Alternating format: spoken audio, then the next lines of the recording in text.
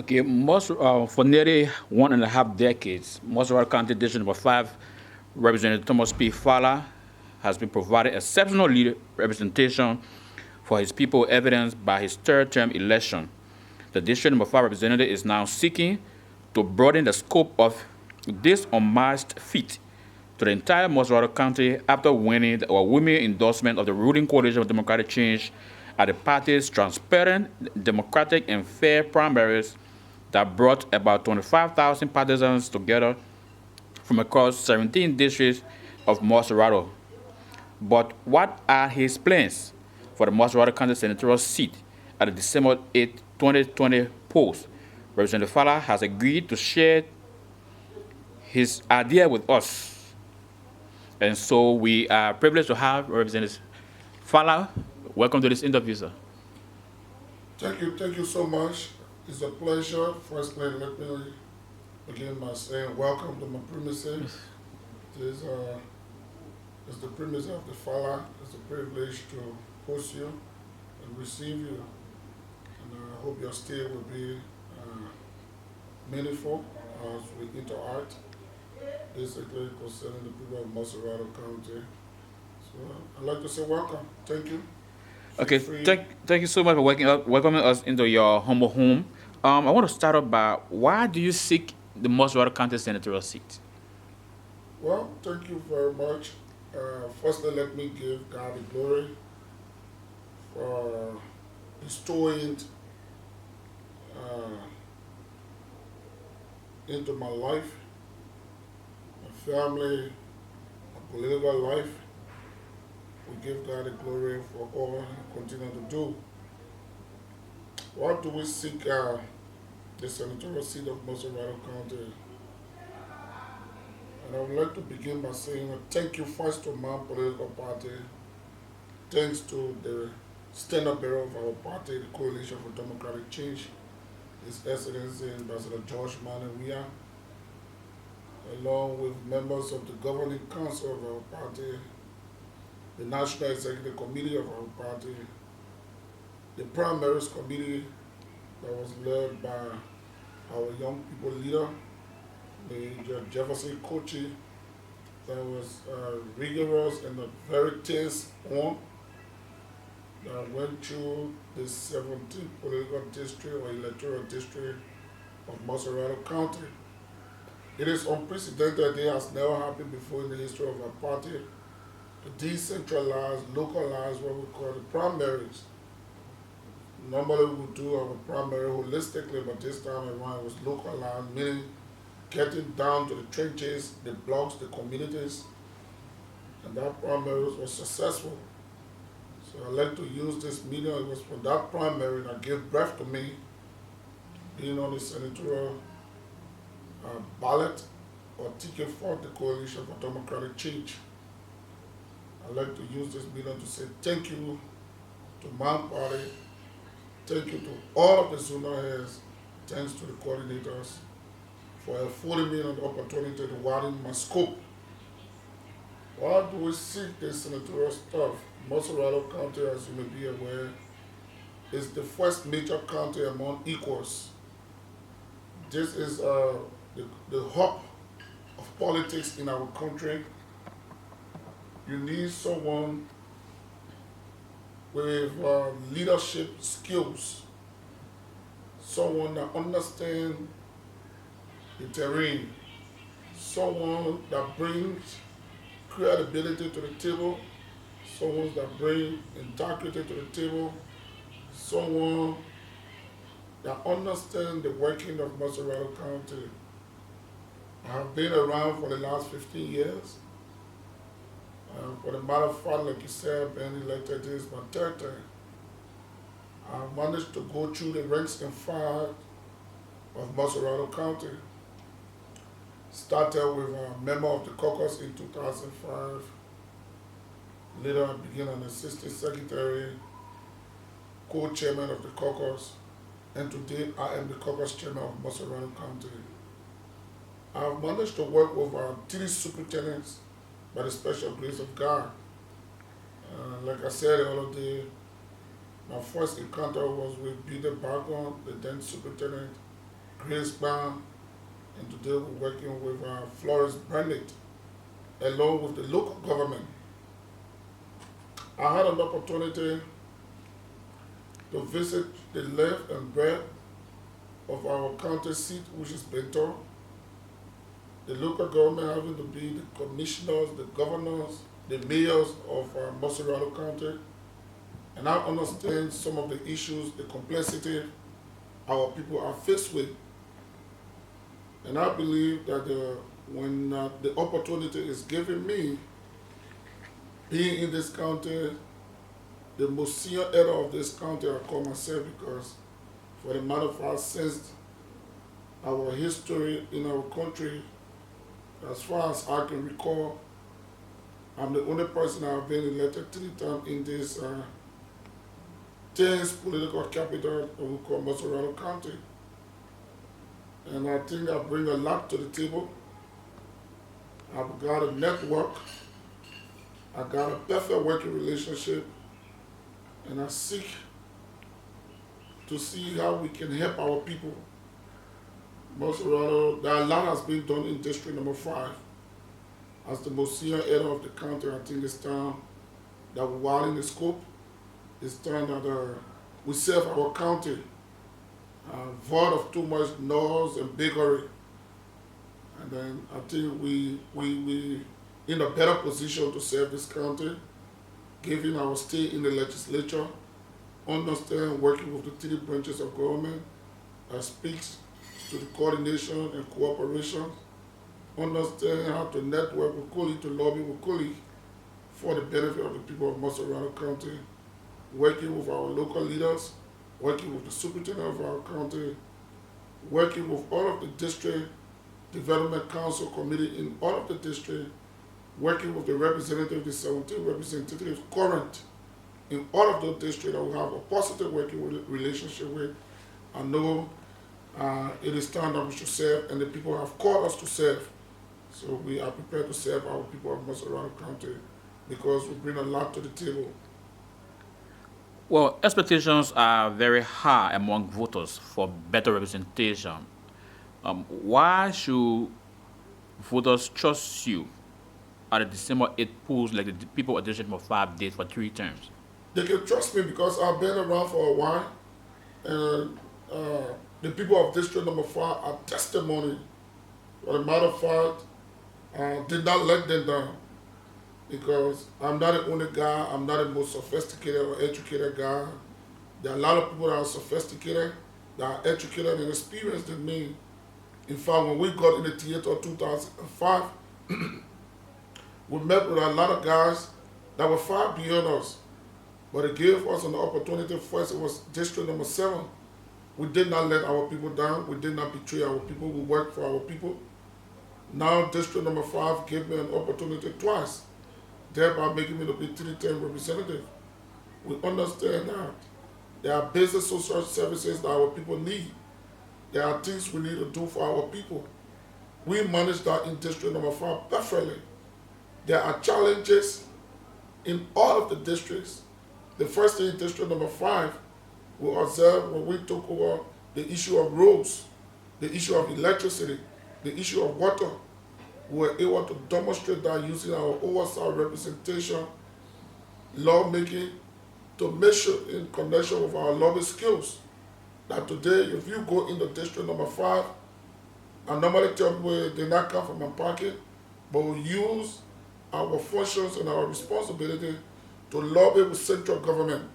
That today District 5 is laid out, you see quota, you see electricity, you see water going around. If the people of District Number 5 enjoy and continue to repose that confidence in me, I think the people of Montserrado County can trust me that I can deliver. For the fact that I served as opposition in 12 years with Madam Ellen Justice Elif, I was able to develop and improve the lives of my community. I think now it's a glaring fact that I was in opposition, now I'm part of the ruling party. I can use my skills, I can use my lobby skills to make sure that the people of Montserrado County benefit from personal initiative, from governmental initiative, because we have a perfect network and I think I can come down to the people of Montserrado County. Well, your footprints are in critical sectors of the country: education, health, economic empowerment. Why did you choose to invest your money in those areas? But it has been a little difficulty for me. My coming up was a challenge. I normally tell people I never shy to say that mom is poor, uneducated, from a very, very, very poor background and humble background. Going to school was a challenge. Getting tuition paid was a challenge. And I said to myself, once God has given me this opportunity, we must give back to society. We must give back to our people. What we went through, our kids, our brothers should not go through that. God has blessed us. We must invest in education because we believe education is a key component as we move forward in the drive of development, the growth of our country. So we decided to invest in education, and I think it's the way to go. And in society that want to flourish, you must educate and have a lot of educated minds. So our way of contributing and buttressing government effort as a representative is to invest into education, encourage our children to go to school, invest in the health sector. While it is true sometimes as national leaders, we continue to cry on national or central government. But we too as national leaders, we have a responsibility to our communities, our people. So we must always learn to buttress the effort of government, national government. And that's why we decided to go, that's why we decided to use that path.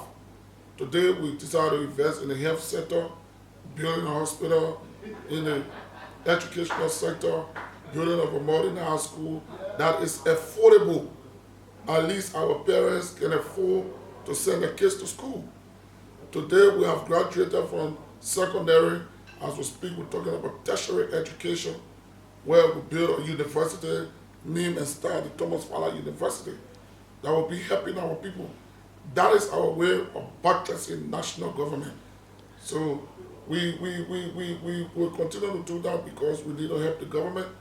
Whatever our network is, our little meager resources, we decide to buttress the effort of government and helping our people to see how we can move our country forward.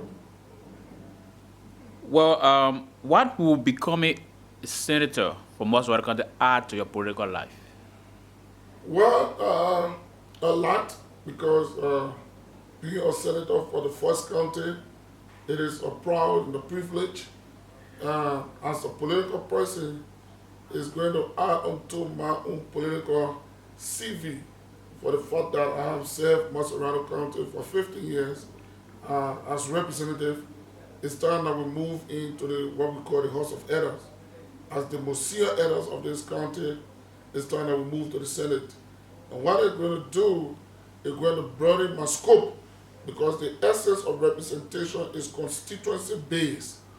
But when you get to the Senate, it speaks to the broader picture it has to do with governance, because it's where you confirm most of those nominees. And I think it's a bigger platform for me to serve the people of Montserrado that comprise of close to 1.5 million people. So given that responsibility, understanding the complexity, I think it's going to be a boost to my own political CV, and I'm going to deliver to the people of Montserrado County. Well, we have the issue of sexual and gender-based violence that has been declared by President George Weah as a national emergency. What are your thoughts about abuse against women? I think we all sing the same, we sing in the same song, and first thing is to tell the president thank you for demonstrating leadership as always, because I don't want to tell people I got my wife. I think it's not a good thing. Using violent means on a female is not a good thing. And like we talk about the rape issue, it's a serious issue. I got 3 girls children that I cherish so much. So for someone to think that you can destroy the kids is not a good thing. And I want to say a big thanks to the government. I think we need to add additional teeth, enforce the laws, and make sure those laws are practicalized, that individuals should not go with impunity. Those that are formed within those acts must be dealt with in accordance with the law, because the act is devilish, the act is evil. Why one would want to rape? Why would result into sexual-based violence? I think our country is beyond that. We should think beyond that. And I think I'd just like to commend the president. We as policymakers, as national leaders and stakeholders, we all need to help buttress the effort of this government to make sure that those laws are adhered to, and those that will be culpable of the act should be dealt with in accordance with the law. When you say additional teeth, what do you mean? What specifically do you want happen? The laws are on the book, but we must add teeth to those laws, meaning we must make those laws to be active in terms of execution. So if there are penalties that are soft, those penalties need to be a little harsh, because someone will say state punishment, or someone will say left sentence. Probably because of human rights issue, you wouldn't want to say left sentence or someone should be killed for the act. But there must be some strong measures where someone will go to jail. Maybe we can say for life if we can execute a murder, because the act of rape is synonymous to murder. So if we say we can murder you for the crime committed, you must also harsh penalty. And I will go for real harsh penalty. That's the teeth we need to add to the laws. Well, youth empowerment, that's one of the critical sectors of the country that poses, many people say, poses security risks to our nation's well-being, especially those we call the disadvantaged youth, quote-unquote Zogo. What are you thinking about them? Well, I came up from a community. I grew up right in Red Light, in a community they call Sugar Hill. The famous Sugar Hill, a lot of people know Sugar Hill is a community that you see that a lot of honor privilege. People live in a slum community, and there are challenges within currently as we speak in Sugar Hill. So I understand what it means to be our brothers and friends that found themselves in this situation. This is something that I love to do and I've been doing over the years. To begin with youth empowerment, creation of job, creation of opportunity for our young people. And the young people are the leaders of our country. Normally people say future leaders. So these are people that we need to cater to. And how do we cater to them? Provide them scholarships, allow them to go to school, prepare themselves for the future. And our friends, our brothers that are on the other side, that's why you see me involved in investment in education, investing in the health sector,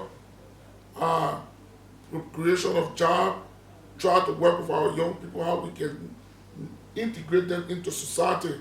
Because there are a lot of young people, probably because they have been abused about drugs. There must be a center that we think, if we are given the opportunity this time around, to widen the scope, we will have an opportunity for our young people, provide opportunity for them, see how we can work with the young people to change their minds and their attitude, their understanding of life.